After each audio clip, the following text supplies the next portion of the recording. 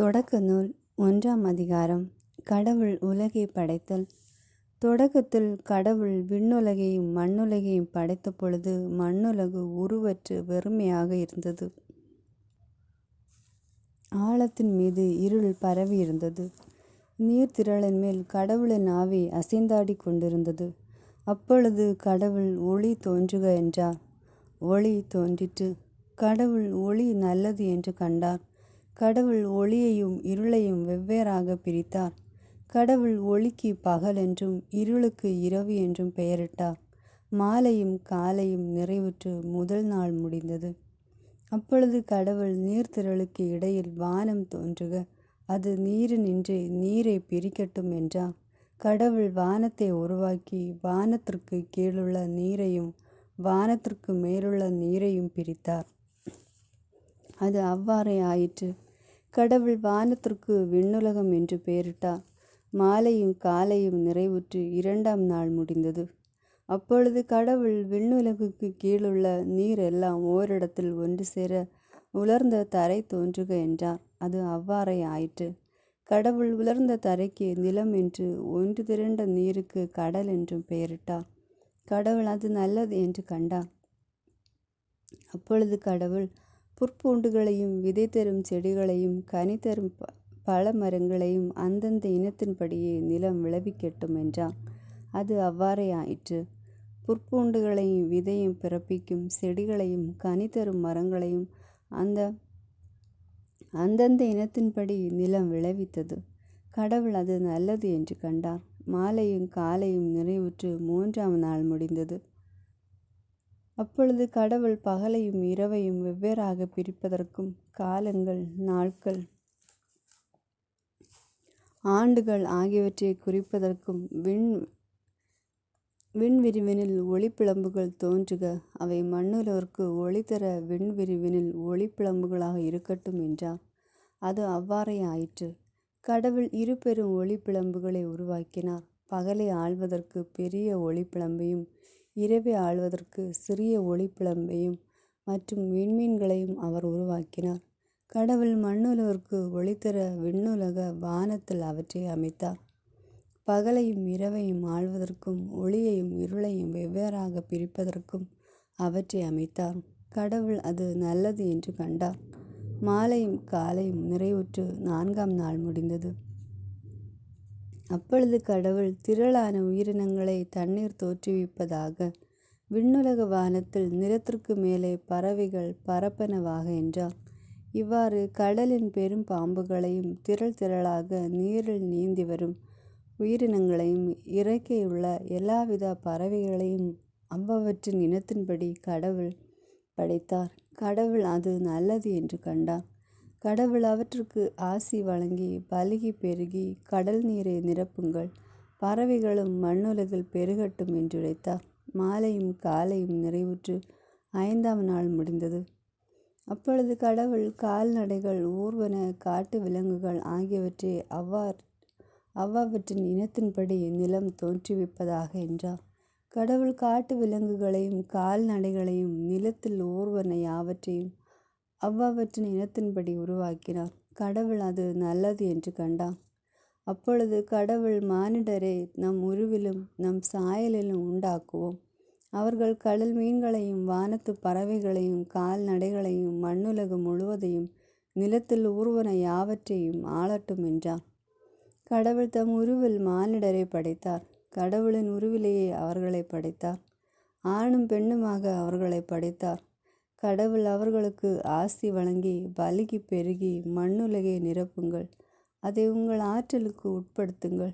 கடல் மீன்கள், வானத்து பறவைகள், நிலத்தில் ஊர்ந்து உயிர் வாழ்வன அனைத்தையும் ஆளுங்கள் என்றார்.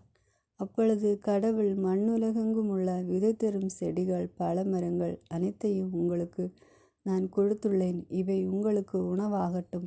எல்லா காட்டு விலங்குகள், வானத்து பறவைகள், நிலத்தில் ஊர்வன ஆகிய அனைத்து உயிரினங்களுக்கும் பசுமையான செடிகள் அனைத்தையும் நான் உணவாக தந்துள்ளேன் என்றார். அது அவ்வாறே ஆயிற்று. கடவுள் தாம் உருவாக்கிய அனைத்தையும் நோக்கினார். அவை மிகவும் நன்றாயிருந்தன. மாலையும் காலையும் நிறைவுற்று 6ஆம் நாள் முடிந்தது. இரண்டாம் அதிகாரம். விண்ணுலகம் மண்ணுலகம் அவற்றில் உள்ள அமைப்புகள் அனைத்தும் உருவாக்க பெற்று நிறைவொய்தன. மேலும் கடவுள் தாம் செய்த வேலையும் 7ஆம் நாளில் முடித்திருந்தார். அவர் தாம் செய்த வேலைகள் அனைத்தையும் நிறைவு பெற செய்து 7ஆம் நாளில் ஓய்ந்திருந்தார். கடவுள் 7ஆம் நாளுக்கு ஆசி வழங்கி அதை புனிதப்படுத்தினார். ஏனெனில் கடவுள் தாம் செய்த படைப்பு வேலைகள் அனைத்தையும் நிறைவு பெற செய்து அந்நாளில்தான் ஓய்ந்திருந்தார். இவையே விண்ணுலக மண்ணுலக படைப்பின் தோற்ற முறைமையாம். ஆண் பெண் படைப்பு. ஆண்டவராகிய கடவுள் மண்ணுலகையும் விண்ணுலகையும் உருவாக்கிய பொழுது மண்ணுலகில் நில ஒளியின் எவ்வித புதரும் தோன்றியிருக்கவில்லை, வயல்வெளியின் எவ்வித செடியும் முளைத்திருக்கவில்லை. ஏனெனில் ஆண்டவராகிய கடவுள் மண்ணுலகின் மேல் இன்னும் மழை பெய்விக்கவில்லை. மண்ணை பண்படுத்த மானிடர் எவரும் இருக்கவில்லை. ஆனால் நிலத்திலிருந்து மூடுபனி எழும்பி நிலம் முழுவதையும் நனைத்தது. அப்பொழுது ஆண்டவராகிய கடவுள் நிலத்தின் மண்ணால் மனிதனை உருவாக்கி அவன் நாசிகளில் உயிர் மூச்சை ஊத மனிதன் உயிர் உள்ளவனானான். ஆண்டவராகிய கடவுள் கிழக்கே இருந்த ஏதோனில் ஒரு தோட்டம் அமைத்தாம். உருவாக்கிய மனிதனை அங்கே வைத்தார். ஆண்டவராகிய கடவுள் கண்ணுக்கு அழகானதும் உண்பதற்கு சுவையானதுமான எல்லா வகை மரங்களையும் தோட்டத்தின் நடுவில் வாழ்வின் மரத்தையும் நன்மை தீமை அறிவதற்கு ஏதுவான மரத்தையும் மண்ணிலிருந்து வளர செய்தார். தோட்டத்திற்குள் நீர் பாய்வதற்காக ஏதோனிலிருந்து ஆறு ஒன்று ஓடிக்கொண்டிருந்தது. அது அங்கிருந்து பிரிந்து 4 சிறப்புமிக்க ஆறுகளாயிற்று. முதலாவதன் பெயர் பீசோன். இது கவீலா நாடு முழுவதும் வளைந்து ஓடுகின்றது. அங்கே பொன் விளையும். அந்நாட்டு பொன் பசும்பொன். அங்கே நறுமணப் பொருட்களும் வண்ண மணிக்கற்களும் உண்டு. இரண்டாவது ஆற்றின் பெயர் கீகோன். இது எத்தியோப்பிய நாடு முழுவதும் வளைந்து ஓடுகின்றது. மூன்றாவது ஆற்றின் பெயர் தீக்ரீசு. இது ஆசியாவிற்கு கிழக்கே ஓடுகின்றது. நான்காவது ஆறு யூப்ரதீசு. ஏதேன் தோட்டத்தை பண்படுத்தவும் பாதுகாக்கவும் ஆண்டவராகிய கடவுள் மனிதனை அங்கு கொண்டு வந்து குடியிருக்க செய்தார். ஆண்டவராகிய கடவுள் மனிதனிடம், தோட்டத்திலிருக்கும் எந்த மரத்திலிருந்தும் உன் விருப்பம் போல் நீ உண்ணலாம், ஆனால் நன்மை தீமை அறிவதற்கு ஏதுவான மரத்திலிருந்து மட்டும் உண்ணாதே, ஏனெனில் அதிலிருந்து நீ உண்ணும் நாளில் சாகவே சாவாய் என்று கட்டளையிட்டு சொன்னார். பின்பு ஆண்டவராகிய கடவுள் மனிதன் தனிமையாக இருப்பது நல்லதென்று அவனுக்கு தகுந்த துணையை உருவாக்குவேன் என்றார். ஆண்டவராகிய கடவுள் மண்ணிலிருந்து எல்லா காட்டு விலங்குகளையும் வானத்து பறவைகளையும் உருவாக்கி அவற்றிற்கு மனிதன் என்ன பெயரிடுவான் என்று பார்க்க அவற்றை அவனிடம் கொண்டு வந்தான். உயிருள்ள ஒவ்வொன்றுக்கும் அவன் என்ன பெயரிட்டானோ அதுவே அதன் பெயராயிற்று. கால்நடைகள், வானத்து பறவைகள், காட்டு விலங்குகள் ஆகிய எல்லாவற்றுக்கும் மனிதன் பெயரிட்டான். தனக்கு தகுந்த துணைமையோ மனிதன் காணவில்லை. ஆகவே ஆண்டவராகிய கடவுள் மனிதனுக்கு ஆழ்ந்த உறக்கம் வர செய்து அவன் உறங்கும் பொழுது அவன் விலா எலும்பை ஒன்றை எடுத்துக்கொண்டு எடுத்த இடத்தை சதையால் அடைத்தார். ஆண்டவராகிய கடவுள் தாம் மனிதனிடமிருந்து எடுத்த விலா எலும்பை ஒரு பெண்ணாக உருவாக்கி மனிதனிடம் அழைத்து வந்தான். அப்பொழுது மனிதன், இதோ இவளை என் எலும்பின் எலும்பும் சதையின் சதையுமானவள். ஆணிடமிருந்து எடுக்கப்பட்டதால் இவள் பெண் என்று அழைக்கப்படுவாள் என்றான். இதனால் கணவன் தன் தாய் தந்தையை விட்டுவிட்டு தன் மனைவியுடன் ஒன்றித்திருப்பான். இருவரும் ஒரே உடலாயிருப்பார். மனிதன் அவன் மனைவி ஆகிய இருவரும் ஆடையின்றிருந்தனர். ஆனால் அவர்கள் வெட்கப்படவில்லை. 3ஆம் அதிகாரம். மனிதனின் கீழ்ப்படியாமை. ஆண்டவராகிய கடவுள் உருவாக்கிய காட்டு விலங்குகளை எல்லாம் பாம்பு மிகவும் சூழ்ச்சி மிக்கதாக இருந்தது. அது பெண்ணிடம், கடவுள் உங்களிடம் தோட்டத்திலுள்ள எல்லா மரங்களிலிருந்து உண்ணக்கூடாது என்றது உண்மையா என்று கேட்டது. பெண் பாம்பிடம், தோட்டத்திலிருக்கும் மரங்களின் பழங்களை நாங்கள் உண்ணலாம், ஆனால் தோட்டத்தின் நடுவில் உள்ள மரத்தின் கனியை மட்டும் நீங்கள் உண்ணலாகாது, அதை தொடவும் கூடாது, மீறினால் நீங்கள் சாவீர்கள் என்று கடவுள் சொன்னார் என்றாள். பாம்பு பெண்ணிடம், நீங்கள் சாகவே மாட்டீர்கள், ஏனெனில் நீங்கள் அதிலிருந்து உண்ணும் நாளில் உங்கள் கண்கள் திறக்கப்படும், நீங்கள் கடவுளைப் போல் நன்மை தீமையை அறிவீர்கள் என்பது கடவுளுக்கு தெரியும் என்றது. அந்த மரம் உண்பதற்கு சுவையானதாகவும் கண்களுக்கு களி போட்டுவதாகவும் அறிவு பெறுவதற்கு விரும்பத்தக்கதாகவும் இருந்ததைக் கண்டு பெண் அதன் பழத்தை பறித்து உண்டாள். அதை தன்னிடத்திலிருந்து தன் கணவனுக்கும் கொடுத்தாள். அவனும் உண்டான். அப்பொழுது அவர்கள் இருவரின் கண்களும் திறக்கப்பட்டன. அவர்கள் தங்கள் ஆடையின்றி இருப்பதை அறிந்தனர். ஆகவே அத்தி இலைகளை தைத்து தங்களுக்கு ஆடைகளை செய்து கொண்டனர். பெண் காற்று வீசிய பொழுதினிலே தோட்டத்தில் ஆண்டவராகிய கடவுள் உலவி கொண்டிருந்ததை ஓசை கேட்டு மனிதனும் அவன் மனைவியும் ஆண்டவராகிய கடவுளின் திருமுனிலிருந்து விலகி தோட்டத்தின் மரங்களுக்கு இடையே ஒளிந்து கொண்டனர். ஆண்டவராகிய கடவுள் மனிதனை கூப்பிட்டு, நீ எங்கே இருக்கிறாய் என்று கேட்டார். உன் குரல் ஒலியை நான் தோட்டத்தில் கேட்டேன். ஆனால் எனக்கு அச்சமாக இருந்தது, ஏனெனில் நான் ஆடையின்றி இருந்தேன். எனவே நான் ஒளிந்து கொண்டேன் என்றான் மனிதன். நீ ஆடையின்றி இருக்கிறாய் என்று உனக்கு சொன்னது யார்? நீ உண்ணக்கூடாது என்று நான் விலக்கிய மரத்திலிருந்து நீ உண்டாயோ என்று கேட்டான். அப்பொழுது அவன், என்னுடன் இருக்கும்படி நீர் தந்த அந்த பெண் மரத்தின் கனியை எனக்கு கொடுத்தாள், நானும் உண்டேன் என்றான். ஆண்டவராகிய கடவுள், நீ ஏன் இவ்வாறு செய்தாய் என்று பெண்ணை கேட்க, அதற்கு பெண், பாம்பு என்னை ஏமாற்றியது, நானும் உண்டேன் என்றாள். கடவுளின் தீர்ப்பும் வாக்குறுதியும். ஆண்டவராகிய கடவுள் பாம்பிடம், நீ இவ்வாறு செய்ததால் கால்நடைகள் காட்டு விலங்குகள் அனைத்திலும் சபிக்கப்பட்டிருப்பாய். உன் வயிற்றினால் ஊர்ந்து உன் வாழ்நாள் எல்லாம் புழுதியை தின்பாய். உனக்கும் பெண்ணுக்கும் உன் வித்துக்கும் அவள் வித்துக்கும் பகையை உண்டாக்குவேன். அவள் வித்து உன் தலையை காயப்படுத்தும், நீ அதன் குதிகாலை காயப்படுத்துவாய் என்றான். அவர் பெண்ணிடம், உன் மகப்பேற்றின் வேதனையை மிகுதியாக்குவேன். வேதனையில் நீ குழந்தைகள் பெறுவாய். ஆயினும் உன் கணவன் மேல் நீ வேட்கை கொள்வாய், அவனோ உன்னை ஆள்வான் என்றார். அவர் மனிதனிடம், உன் மனைவியின் சொல்லை கேட்டு உண்ணக்கூடாது என்று நான் கட்டளையிட்டு விலக்கிய மரத்திலிருந்து நீ உண்டதால் உன் பொருட்டு நிலம் சபிக்கப்பட்டுள்ளது. உன் வாழ்நாளெல்லாம் வருந்தி அதன் பயனை உழைத்து நீ தின்பாய். முட்செடியையும் முட்புதரையும் உனக்கு அது முளைப்பிக்கும் வயல்வெளி பயிர்களை நீ உண்பாய். நீ மண்ணிலிருந்து உருவாக்கப்பட்டதால் அதற்கு திரும்பும் வரை நெற்றி வியர்வை நிலத்தில் விழ உழைத்து உன் உணவை உண்பாய். நீ மண்ணாயிருக்கிறாய், மண்ணுக்கே திரும்புவாய் என்றான். மனிதன் தன் மனைவிக்கு ஏவாள் என்று பெயரிட்டான், ஏனெனில் உயிருள்ளோர் எல்லோருக்கும் அவளை தாய். ஆண்டவராகிய கடவுள் மனிதனுக்கும் அவன் மனைவிக்கும் தோல் ஆடைகள் செய்து அவர்களை அணிய செய்தார். பின்பு ஆண்டவராகிய கடவுள், மனிதன் இப்பொழுது நம்முள் ஒருவர் போல் நன்மை தீமை அறிந்தவன் ஆகிவிட்டான். இனி அவன் என்றென்றும் ஆள்வதற்காக வாழ்வின் மரத்திலிருந்து பறித்து உண்ண கையை நீட்டிவிடக் கூடாது என்றார். எனவே ஆண்டவராகிய கடவுள் அவன் உருவாக்கப்பட்ட அதே மண்ணை பண்படுத்த அவனை ஏதேன் தோட்டத்திலிருந்து வெளியே அனுப்பிவிட்டார். இவ்வாறாக அவர் மனிதனை வெளியே துரத்தி விட்டார். ஏதேன் தோட்டத்திற்கு கிழக்கே வாழ்வின் மரத்திற்கு செல்லும் வழியை காப்பதற்காக கெருபுகளை சுற்றி சுழலும் சுடர்வெளி வாளையும் வைத்தார். 4ஆம் அதிகாரம். காயீனும் ஆபேலும். ஆதாம் தம் மனைவி ஏவாளுடன் கூடி வாழ்ந்தான். அவன் கருவுற்று காயினை பெற்றெடுத்தாள். அவள், ஆண்டவர் அருளால் ஆண்மகன் ஒருவனை நான் பெற்றுள்ளேன் என்றாள். பின்பு அவள் அவன் சகோதரன் ஆபேலை பெற்றெடுத்தாள். ஆபேல் ஆடு மேய்ப்பவனானான். காயின் நிலத்தை பண்படுத்துபவனானான்.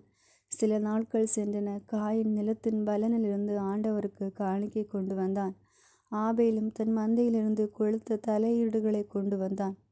ஆண்டவர் ஆபேலையும் அவன் காணிக்கையும் கனிவுடன் கண்ணோக்கினார்.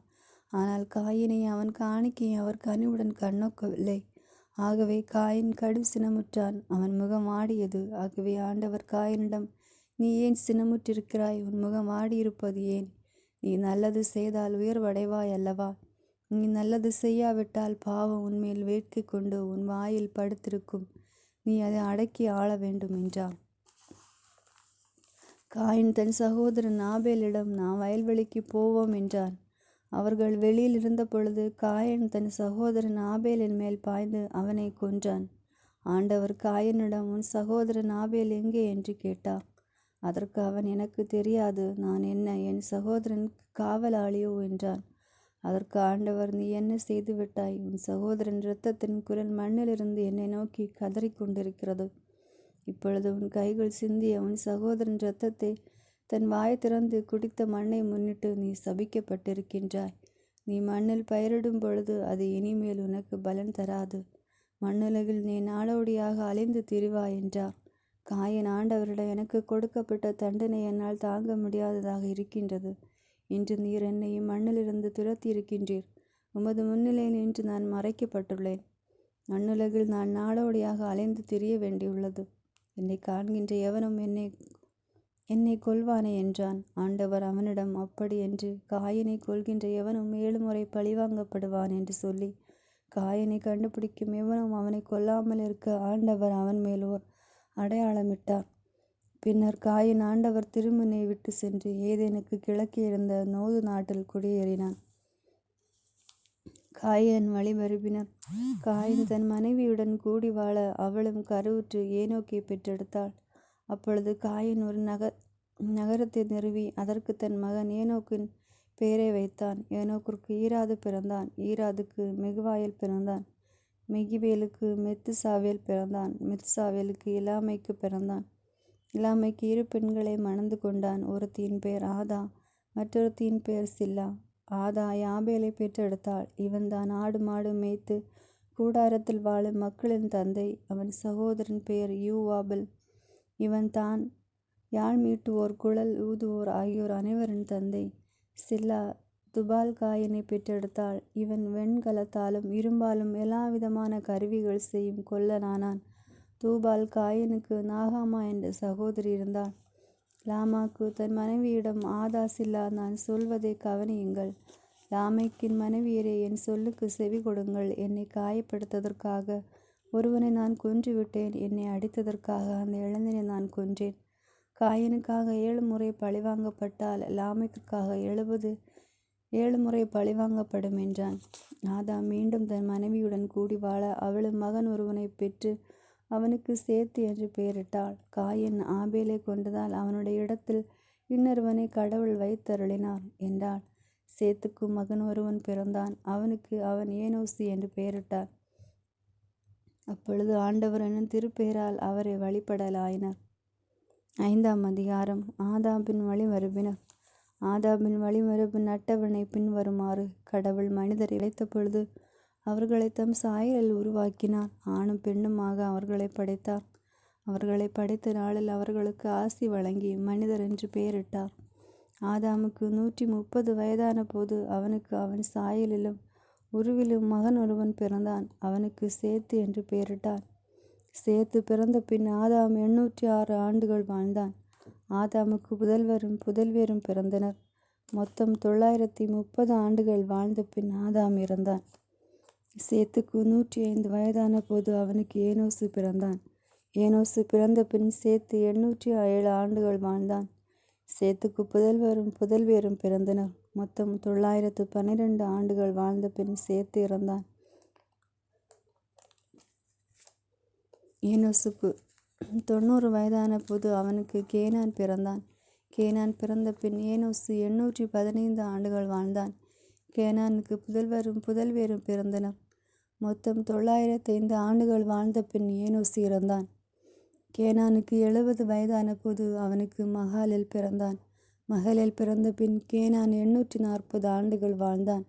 கேனானுக்கு புதல்வரும் புதல்வியரும் பிறந்தனர். மொத்தம் 910 ஆண்டுகள் வாழ்ந்த பின் கேனான் இறந்தான். மகாலேலுக்கு 65 வயதான போது அவனுக்கு ஏரோது பிறந்தான். ஏரோது பிறந்த பின் மகாலேல் 830 ஆண்டுகள் வாழ்ந்தான். மகாலேலுக்கு புதல்வரும் புதல்வியரும் பிறந்தனர். மொத்தம் 896 ஆண்டுகள் வாழ்ந்த பின் மகாலேல் இறந்தான். ஏரோதுக்கு 162 வயதான போது அவனுக்கு ஏனோக்கு பிறந்தான். ஏனோக்கு பிறந்த பின் ஏரோது 800 ஆண்டுகள் வாழ்ந்தான். ஏரோதுக்கு புதல்வரும் புதல்வியரும் பிறந்தனர். மொத்தம் 962 ஆண்டுகள் வாழ்ந்த பின் ஏரோது இறந்தான். ஏனோனுக்கு 65 வயதான போது அவனுக்கு மெத்சலா பிறந்தான். மெத்சலா பிறந்த பின் ஏனோக்கு 300 ஆண்டுகள் கடவுளோடு நடந்தான். ஏனோக்கிற்கு புதல்வரும் புதல்வியரும் பிறந்தனர். ஏனோக்கு மொத்தம் 365 ஆண்டுகள் வாழ்ந்தான். ஏனோக்கு கடவுளோடு நடந்து கொண்டிருந்தான். பின்பு அவனை காணவில்லை, ஏனெனில் கடவுள் அவனை எடுத்து கொண்டார். மத்சலாவுக்கு 187 வயதான போது அவனுக்கு லாமேக்கு பிறந்தான். லாமேற்கு பிறந்த பின் மெத்சலா 782 ஆண்டுகள் வாழ்ந்தான். மெத்சலாக்கு புதல்வரும் புதல்வியரும் பிறந்தனர். மெத்சலா மொத்தம் 969 ஆண்டுகள் வாழ்ந்த பின் இறந்தான். லாமேக்கு 182 வயதான போது அவனுக்கு மகன் ஒருவன் பிறந்தான். அவன் ஆண்டவரின் சாபத்திற்குள்ளான மண்ணில் நமக்கு உண்டான கடின வேலையிலும் உழைப்பிலும் நமக்கு ஆறுதல் அளிப்பான் என்று சொல்லி அவனுக்கு நோவா என்று பெயரிட்டார். நோவா பிறந்த பின் லாமேக்கு 595 ஆண்டுகள் வாழ்ந்தான். லாமேக்கிற்கு புதல்வரும் பிறந்தனர். லாமேக்கு மொத்தம் 777 ஆண்டுகள் வாழ்ந்த பின் இறந்தான். நோவாவிற்கு 500 வயதான போது அவருக்கு கேம், காம், எப்பேத்து ஆகியோர் பிறந்தனர். ஆமென். God bless you.